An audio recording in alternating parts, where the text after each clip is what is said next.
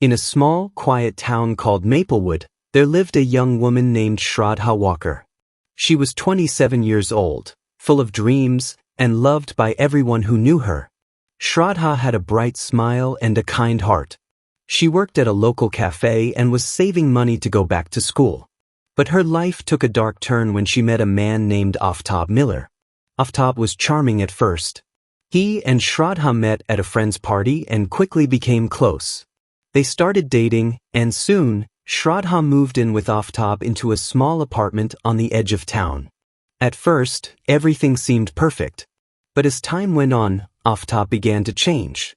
He became controlling and angry. Shraddha's friends noticed she seemed quieter and less happy, but she always brushed off their concerns. One day in May, Shraddha disappeared. Her family and friends were worried. She hadn't called or texted anyone in days, which wasn't like her at all. Her father, Mr. Walkar, filed a missing person report with the Maplewood Police Department. The police started asking questions, and all signs pointed to Aftab.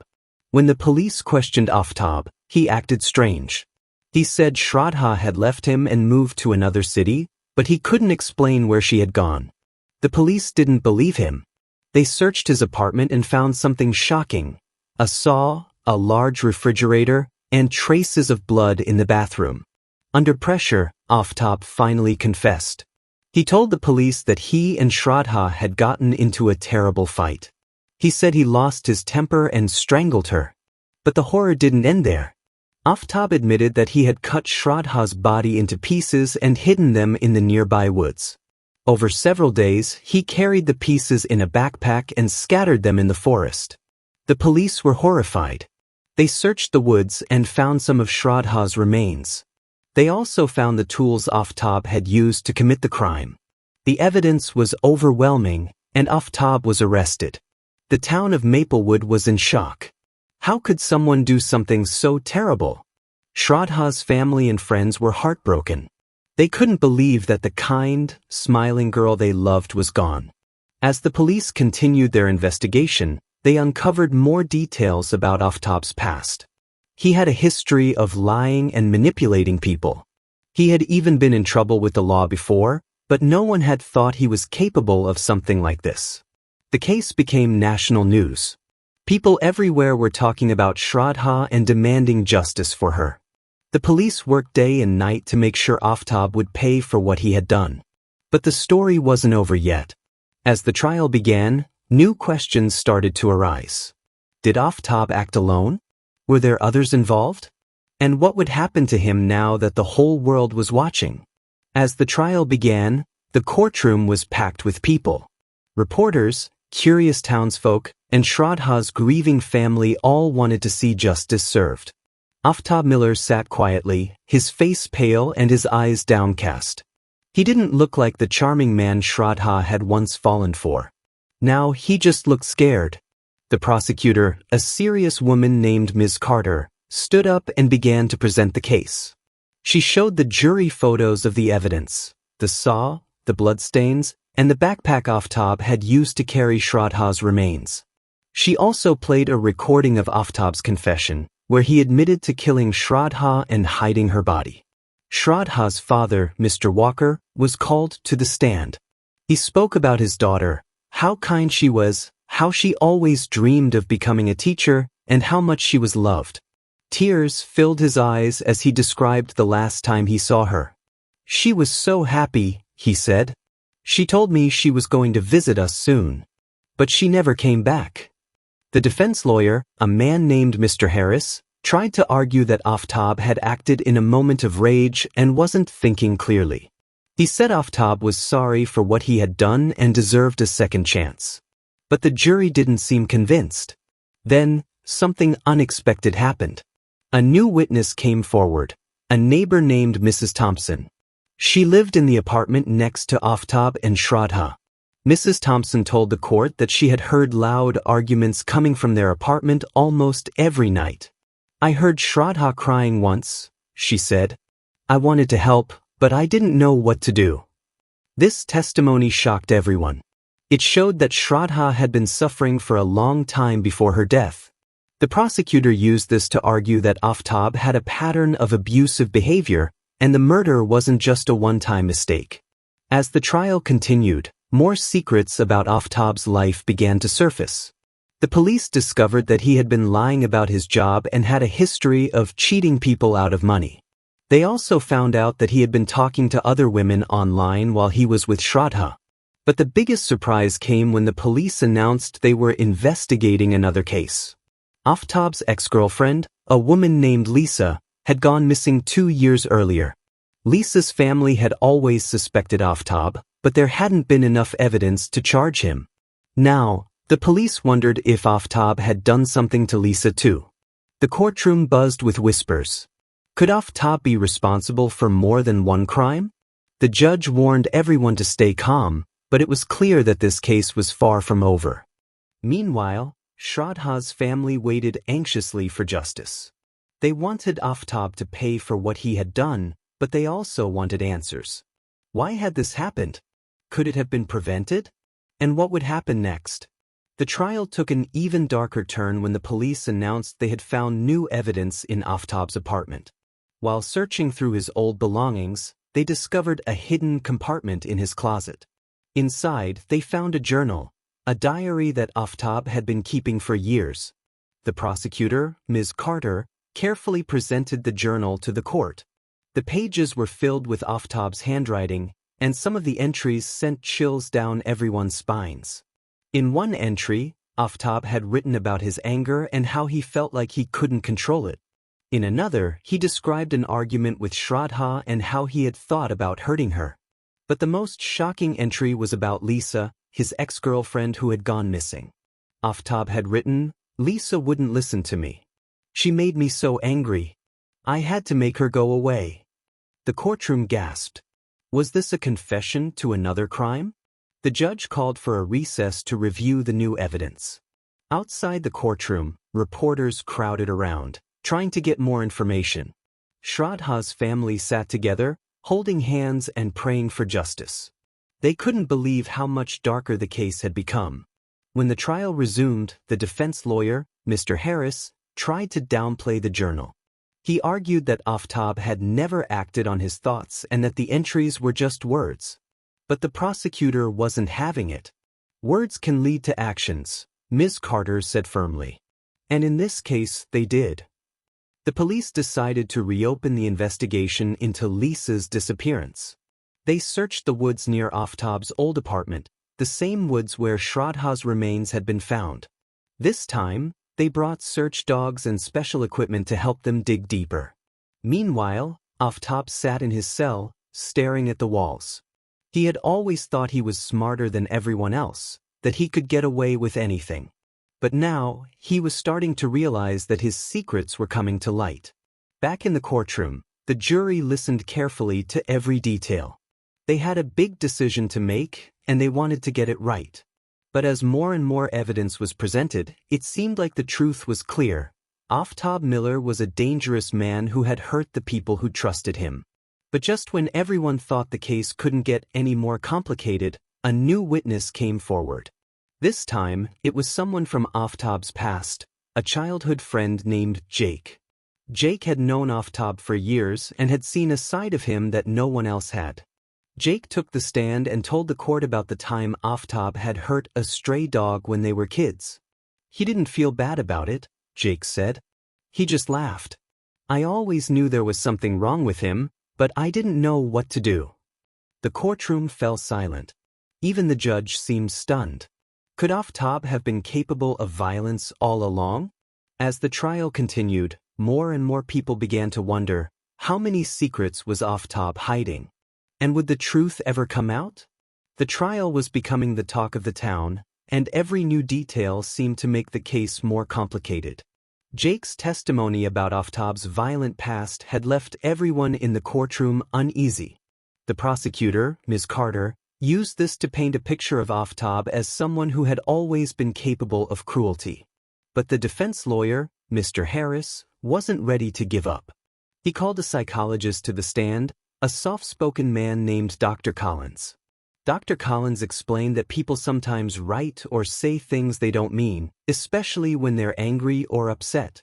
He argued that Aftab's journal entries didn't necessarily mean he had acted on his thoughts. The jury listened carefully, but it was hard to ignore the mountain of evidence against Aftab. The saw, the bloodstains, the backpack, and now the journal, it all pointed to one conclusion. Meanwhile, the police were making progress in the investigation into Lisa's disappearance. They had found a piece of fabric in the woods that matched the description of a shirt Lisa was wearing the last time she was seen. They also discovered a shallow grave nearby, but it was empty. Someone had dug it up and moved whatever, or whoever, had been buried there. The lead detective, Officer Ramirez, held a press conference to update the public. "We're following every lead," he said. "We believe Lisa's disappearance is connected to Aftab Miller, and we're doing everything we can to find the truth." Back in the courtroom, the trial took another unexpected turn. Aftab's landlord, Mr. Peterson, was called to the stand. He testified that Aftab had been behind on his rent for months and had seemed increasingly stressed. "He kept saying he was going to fix everything," Mr. Peterson said. "But he never did." This raised new questions. Was Aftab's financial trouble a motive for his actions? Had he been desperate enough to do something terrible? As the days went by, the case seemed to grow darker and more tangled. Shraddha's family sat through every hearing, their hearts heavy with grief. They just wanted justice for their daughter, but it felt like the trial would never end. Then, one afternoon, a break in the case came from an unlikely source. A teenager named Mia, who lived in the same neighborhood as Aftab, came forward with a story. She told the police that she had seen Aftab arguing with a woman in the woods a few weeks before Shraddha disappeared. At the time, Mia hadn't thought much of it, but now she realized it might be important. The police brought Mia to the courtroom to testify. She described the woman she had seen, tall, with long brown hair, just like Lisa. The prosecutor asked Mia if she could identify the woman in a photo. When Mia was shown a picture of Lisa, she nodded. "That's her," she said. The courtroom erupted in whispers. If Mia's testimony was true, it meant Aftab had been with Lisa shortly before she disappeared. Aftab's lawyer tried to argue that Mia might be mistaken, but the damage was done. The jury was starting to see a pattern of lies, violence, and secrets. As the trial continued, one question hung in the air: what other secrets was Aftab hiding? And would the truth ever come out? The trial was now in its third week, and the tension in the courtroom was palpable. Mia's testimony had shifted the focus of the case, and the police were determined to find out what had happened to Lisa. They combed through Aftab's phone records, bank statements, and social media accounts, looking for any clue that might lead them to the truth. One day, Officer Ramirez announced a major breakthrough. They had found a storage unit rented under Aftab's name. Inside the unit was a box filled with old photos, letters, and a strange-looking key. The key didn't fit any of Aftab's known locks, and the police were curious about what it might open. The prosecutor, Ms. Carter, presented the box and its contents to the court. Among the items was a photo of Aftab and Lisa, smiling together at a park. There was also a letter from Lisa, addressed to Aftab. In the letter, Lisa wrote about how much she cared for him but also expressed her fear of his temper. "Sometimes you scare me," she had written. "I don't know what you're capable of." The jury looked at Aftab, who was now sweating and fidgeting in his seat. Even his lawyer, Mr. Harris, seemed uneasy. Meanwhile, the police were trying to figure out what the mysterious key unlocked. They searched Aftab's apartment again but found nothing. Then they had an idea. What if the key opened something in the woods where Shraddha's remains had been found? Officer Ramirez and his team returned to the forest, this time with metal detectors and shovels. After hours of searching, they found something buried under a tree, a small, rusted lockbox. The key from the storage unit fit perfectly. Inside the lockbox was a USB drive. When the police plugged it into a computer, they found a series of videos. The videos showed Aftab talking to the camera, ranting about his frustrations and anger. In one video, he admitted to hurting Lisa. "She wouldn't listen," he said, his face twisted with rage. "I had to make her go away." The courtroom was silent as the videos were played. Even the judge looked shocked. Aftab's lawyer tried to argue that the videos were taken out of context, but it was clear that the evidence was stacking up against his client. Shraddha's family sat in the front row, tears streaming down their faces. They had come to the trial hoping for justice for their daughter, but now they were learning about another victim, Lisa. It was almost too much to bear. As the trial continued, the prosecutor called more witnesses to the stand. One of them was Aftab's co-worker, Sarah, who testified that Aftab had often talked about his anger issues. "He once told me he didn't know how to control it," Sarah said. "I didn't think much of it at the time, but now. I wish I had said something." The case was becoming bigger than anyone had expected. What had started as the murder of Shraddha Walkar was now uncovering a web of lies, violence, and secrets. But there was still one question on everyone's mind. Where was Lisa? The police had found evidence that she had been hurt, but her body was still missing. Without it, they couldn't close the case. As the trial entered its fourth week, the police got a tip from an anonymous caller. The caller claimed to have seen Aftab near an old, abandoned cabin deep in the woods. Could this be where Lisa was hidden? Officer Ramirez and his team prepared to search the cabin, but they knew it wouldn't be easy. The woods were dense, and the cabin was far off the beaten path. Still, they were determined to find the truth. Back in the courtroom, the trial was far from over. Aftab's lawyer was preparing to call his own witnesses, including a forensic expert who would challenge some of the evidence. But with every new revelation, it seemed harder and harder to believe Aftab's side of the story. As the sun set on another day of the trial, Shraddha's family held on to hope. They knew the road to justice would be long, but they were determined to see it through.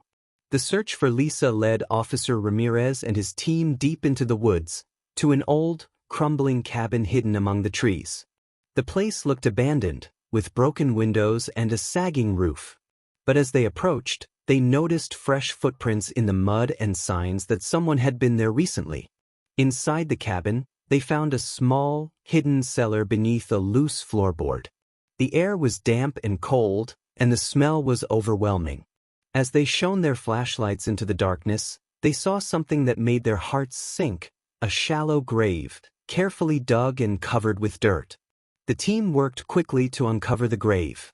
Beneath the soil, they found the remains of Lisa, finally bringing closure to her family after years of uncertainty. The discovery was bittersweet. While it confirmed their worst fears, it also gave them the chance to lay her to rest properly. Back in the courtroom, the trial reached its final days. The prosecutor, Ms. Carter, presented the new evidence: the videos from the USB drive, the discovery of Lisa's remains, and the testimony from witnesses who had painted a clear picture of Aftab's violent nature. The defense lawyer, Mr. Harris, made one last attempt to save his client. He argued that Aftab had been a troubled man, driven by anger and desperation, but not inherently evil. He asked the jury to consider a lesser charge, one that would give Aftab a chance at rehabilitation. But the jury wasn't convinced. After hours of deliberation, they returned with a verdict: guilty. Aftab Miller was found guilty of the murder of Shraddha Walkar and the disappearance of Lisa. The judge sentenced him to life in prison without the possibility of parole. As Aftab was led away in handcuffs, the courtroom erupted in a mix of tears and relief. Shraddha's family hugged each other tightly, grateful that justice had been served but heartbroken that it couldn't bring their daughter back. Lisa's family, though devastated, felt a sense of closure knowing that her killer would never hurt anyone again. The case of Shraddha Walkar became a turning point for the town of Maplewood. It sparked conversations about domestic violence, the importance of speaking up when something feels wrong, and the need for better support systems for victims. Shraddha's memory lived on through a foundation her family started in her name, dedicated to helping women in abusive relationships.